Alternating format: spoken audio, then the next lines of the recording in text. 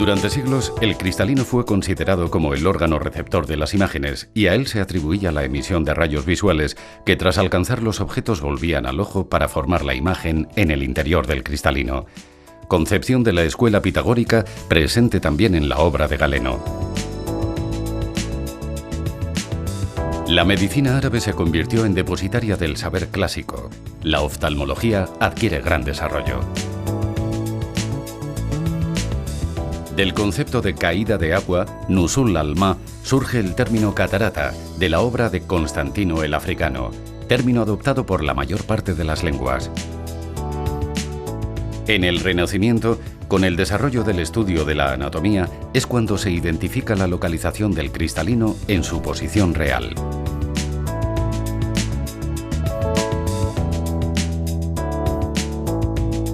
En el siglo XVII, Werner Rolfing es el primer autor en establecer que la catarata consiste en la opacificación del cristalino. En 1705, la Academia Francesa acepta oficialmente que la catarata no es otra cosa que la opacificación del cristalino.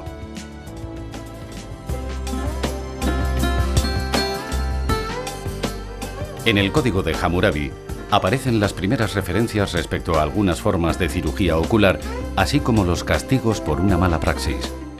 Si un médico ha tratado a un hombre libre de una herida grave mediante la lanceta de bronce y lo ha hecho morir, o si ha abierto la nube de un hombre con la lanceta de bronce y destruyó el ojo de este hombre, se cortarán sus manos. La primera descripción de la técnica de abatimiento se encuentra en la obra de Susruta, 600 años antes de Cristo. Las medicinas egipcia, griega y romana parecían conocer tal técnica. Del siglo X al XII, la medicina árabe alcanza su esplendor. Racés, Avicena, Abenzoar y Averroes marcarán el conocimiento médico de las siguientes centurias.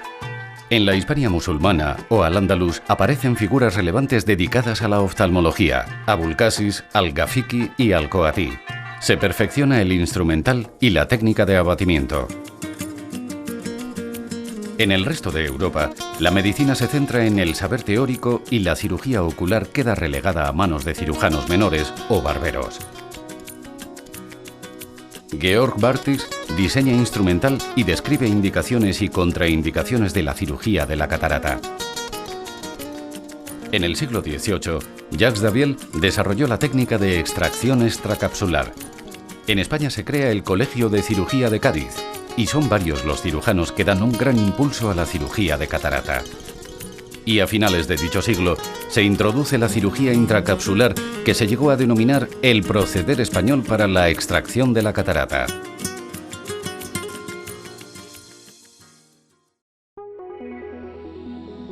El siglo XX supone la expansión de la cirugía intracapsular y la reintroducción de la extracapsular.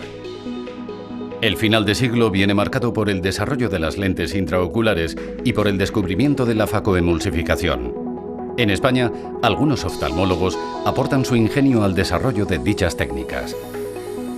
En 1917, Ignacio Barraquer desarrolló el erisífaco para la práctica de la facoéresis. Siendo un procedimiento intracapsular, disminuyó la tasa de complicaciones respecto a otras técnicas y evitaba dejar restos como en la cirugía extracapsular. Con la cirugía intracapsular ya se pudo observar la dificultad que suponía la zónula para la extracción.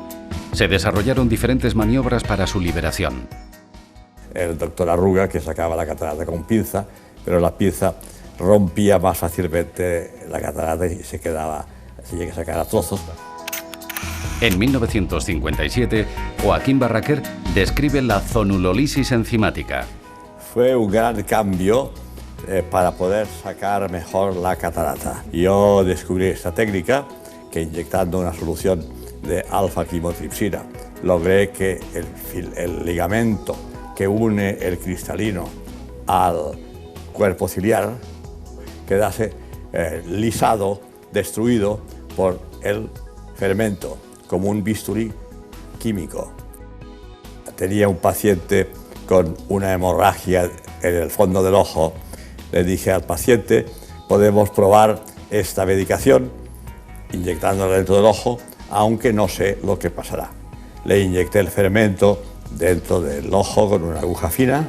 Al día siguiente, el fermento alfa-quimotripsina había disuelto el ligamento que unía el cristalino al cuerpo ciliar y entonces el cristalino, por gravedad, había caído al fondo del ojo. Yo podía haber dicho muchas cosas que pensé y que ideé, no, fue saber observar. Y de la buena observación de una complicación, sacar una buena técnica bien estudiada. En 1962, el profesor Joaquín Barraquer presenta la ponencia oficial de la Sociedad Española de Oftalmología sobre la extracción intracapsular del cristalino. En los 60 y los 70, la cirugía intracapsular vive su esplendor, siendo la crioextracción la técnica más practicada. A finales de los 70, se reinicia la historia definitiva de la implantación de lentes intraoculares en España, retomando la idea original de Harold Ridley. Mis primeras fueron las lentes de tipo Jan Wurst y las de Cornelius Binghorst, que son las de 4 asas, hasta que empieza la extracapsular. Yo viví, por lo tanto, el inicio con la intracapsular y pasamos a la extracapsular con las de 2 asas de Binghorst, y todas aquellas de Medallion que yo también he dicho también servían. En 1983, el profesor José Luis Menezo presenta la ponencia oficial de la Sociedad Española de Oftalmología. Hace 25 años, realicé en el año 83 el libro de cirugía de cataratas, microcirugía de cataratas e implantes intraoculares. En aquellos momentos no había literatura y yo siento haber hecho aquella ponencia en castellano. Yo debí haber dejado a la sociedad, a esta sociedad, en fin, dejarle un opúsculo y haber publicado aquel libro en inglés. Y hablábamos ya de implantaciones en niños, ya hablamos de la viscocirugía. Estamos hablando del 83, de la viscocirugía, y estamos hablando de los triples procedimientos. Simultáneamente, se retoma la cirugía extracapsular.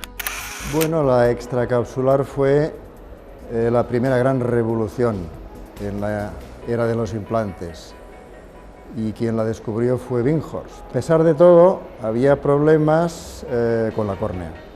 Entonces la gran revolución es el viscoelástico, porque esto ya permite que todos los cirujanos puedan poner implantes con muy poco peligro para la córnea. Y quizás última revolución ya más nueva, pero ya dentro de este campo, sería la introducción de la capsulotomía circular, porque hasta entonces los implantes no se fijaban bien en el saco, y con la circular ya quedan definitivamente implantados en el saco. Algunos inician la senda abierta por Kellman con la facoemulsificación. Las mayores dificultades vinieron porque no sabíamos usar el aparato, y el aparato era fantástico, pero lo usábamos muy mal, incluido Kellman, con lo que los resultados fueron malos. La dificultad luego fue manejar el cristalino con instrumentación muy pobre, y eso fue mejorando poco a poco con el tiempo. Bueno, yo empecé con el Cavitron, a partir de una reunión que tuvimos en Madrid sobre facomulsificación, en la que nadie creyó salvo yo, y entonces empecé con la facomulsificación. Pero a partir de la capsulorhexis, entonces ya el procedimiento se popularizó y pasó a ser lo que es hoy en día. Menos bonito, nos decían de todo.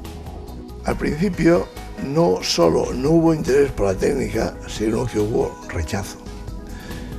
Recuerdo que la primera comunicación que presenté sobre facomulsificación, el presidente de la mesa me dijo que por qué presentaba una técnica que no servía para nada. Hubo una generación joven que se nos unió en aquel momento, y gracias a ella la facomulsificación ha logrado en estos momentos su espléndida realidad. Yo lo puedo decir además como paciente, porque hace 2 años me operó mi hijo de cataratas con facomulsificación. Es un gran placer ver cómo los jóvenes de hoy operan las cataratas con facomulsificación. Su destreza y su facilidad me hacen enormemente feliz.